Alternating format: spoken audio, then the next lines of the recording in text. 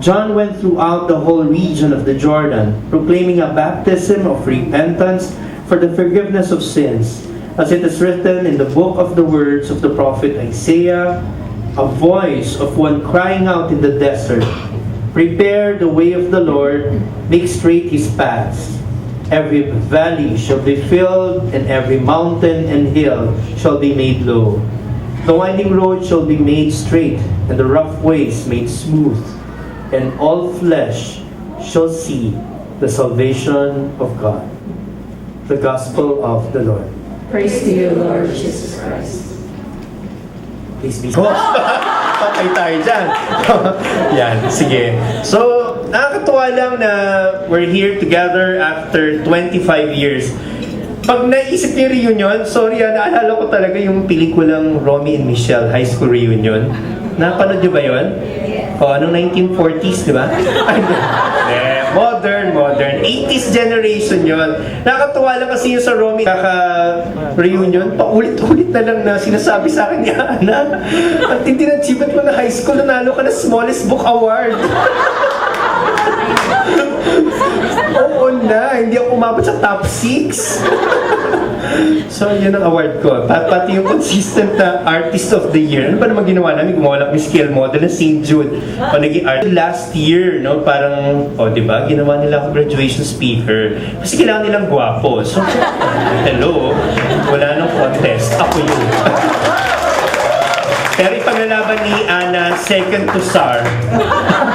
Naglalaban niya talaga. Ako yun tayo na-ordain. Parang gano'n. So, reunion, trying to reunite, union. Nakakatawa kasi ginagawa natin to during the season of Advent. A season of the Incarnation. A season of God becoming one with us. Di ba nakakatuwa yun? Yung isang Diyos na wala nang kailangan, pero nagkatawang tao kasi He wants to be with the people. Feeling ko yung wanting to be with, lahat nagde-desire ng union. Lahat nagde-desire ng intimacy. Hindi nyo napansin, kahit nga may asawa ka na, no? Yung dating nililigaw-ligawan mo ng ganda-ganda, pag-gising mo sa umaga, bad breath pala siya, wala ka na magawa. Kasal na kayo di ba? So, pero, kahit kasal ka na, kahit na 8 na anak nyo, kahit 10 na, meron pa rin certain na tinatawag na vacuum or emptiness, a certain space. Sabi ni St. Augustine, of course, our hearts are restless until it rests in Thee. Kasi palagi ko dinisenyo talaga tayo ng Diyos na may puwang lagi sa puso. Parang librong missing piece, trying to find that right piece. And in the process of finding that right piece, we try to connect with the people around us, the faces of Christ, the presence of God. Kaya palagi ko, yun ang pinagdiriwang natin dito. Parang wala ng service, fortitude, temperance, at kung ano justice. O sige, isigaw niyo lahat ng sex, humility, lahat na ng virtues, nasa ng Bible, ilabas natin. Di ba? Wala lang chastity, no? Dapat kay sa chastity section Pero, ganun talaga yung pagkakadisenyo ng puso natin. Maghahanap ka at mag-ana at yung mga yagit pang iba dito, yung mga public school graduate, kami ay tumungtong sa St. Jude. At naayos na ako sa ulo. Ang ganda-ganda. So, yung experience ko na yun sa St. Jude was the start of a religious awakening. Pero sa reunion meetings, yung mga kaibigan pala, kahit hindi mo nakikita na matagal, kaibigan pa rin.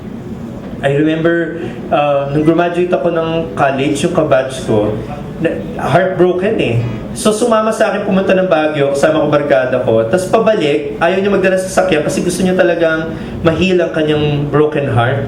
So pagbaba namin, nasa bus kami, puno na yung bus, all boys kami, may dalawang kunyari tulog-tulog kami. Tapos sabi nila, naku, wala na tayong maupuan. So kunyari tulog kami. So napaghiwalay silang dalawa. In short, pababa pa lang kami, heartbroken kong barkada, nasa Leon pa lang na ulo, holding hands na sila. Tapos pagdating dyan sa Pascuan Village sa Pampanga, sila na. So, the following day, at every Sunday, nagpupunta kami palagi sa Pampanga para ligawan ng babaeng ito. And then a matter of weeks, kinasal na sila, ngayon 5 na anak nila. Kayo mga single dito, umakit kayong bagit mag-boost kayo. Pero, hindi ko lang makakalimutan, yung moments na pumupunta kaming Manila, Pampanga every Sunday, dahil matalik na kaibigan ko, matagal ko ng barkada, si Paul, yung nagkaroon ng girlfriend sa Pampanga, we were just quiet throughout the trip, and I was comfortable with the peace and the silence. Hindi ba gano'n naman? Kapag bago lang kayo magkaibigan, you try to entertain, you try to talk about so many things, sa mga topics, ano ba headline na SNN last night, yung mga ganun topic. Afghanistan. Yung mga galing sa ibang bansa na hindi madalas nakikita at yung mga iba pa dito na first time makita, I think there are historical facts and nothing happens by chance. We ba yun or whatever. Yan, di ba? Oo, malaki naman nagtulong sa akin. Lalo na sa pagpapari ko. Yun. So I'm very happy that we are gathered and let us continue this, that we are related because we only have one God. Isa lang yung tatay natin. Kaya magkakapatid tayo. You can never deny that. Celebration of joy, we all rise for the profession of our faith. Together, I believe in God, the Father Almighty, creator of heaven and earth. Jesus Pilate was crucified, died, and was buried. He descended to the dead. On the third day he rose again. He ascended into heaven and is seated at the right hand of the Father. He will come again to judge the living and the dead. I believe in the Holy Spirit, the Holy Catholic Church, communion of saints, forgiveness of sins, resurrection of the body, and the life everlasting. Amen. As we proceed in our Advent pilgrimage, we become ever more aware of the need to prepare the way for the Lord through and through a personal improvement. Let us ask for His help to do just that as we implore Him, Lord, graciously hear us. Lord, graciously hear us. We pray that we celebrate the Year of the Priest, that our church leaders, including our Judean alumni, particularly our batchmate, Father Xavier of the Society of Jesus and Sister Edna Pineda, Franciscan Missionaries of Mary, we embrace religious life, that they will be faithful to the mission and to the call to be witnesses of the gospel. We pray to the Lord. Lord, graciously hear us. The coming election may be honest, clean and peaceful, that our nation may finally enjoy the progress that we deserve. We particularly pray for Judeans alumni pursuing public service life, that they may become true agent of change sent by God. We pray to the Lord. Lord, graciously hear us.